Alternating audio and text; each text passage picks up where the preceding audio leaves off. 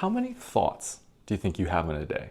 Last year, the company I was working for was interested in finding out how many negative thoughts we have in a day. And after some digging around online, we found a bunch of websites that all cite the same study that said we have between 12,000 and 60,000 thoughts a day, of which 80% of them are negative. Now, at first, this does seem pretty credible.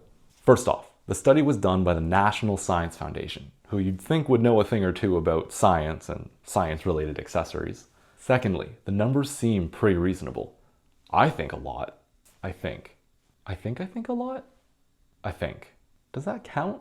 Finally, most of our thoughts being negative kind of makes sense. There is evidence to suggest that most of the time we think about negative things than positive things.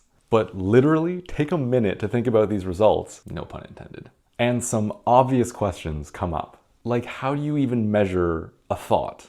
How many thoughts have you had since this video started? Besides, so handsome and smart and funny and...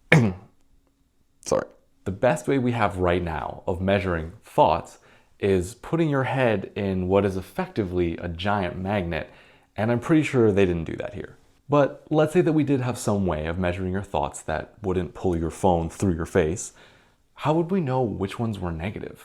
Every single thought would need to be labeled as either positive or negative. Even at the low estimate of 12,000 thoughts a day, that's like a thought every 5 seconds. I'm pretty sure I don't blink that often. If you haven't guessed by now, we couldn't find any actual details about the study.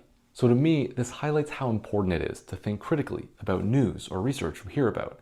Don't just leave the thinking to the internet. Unless you're thinking about following for more.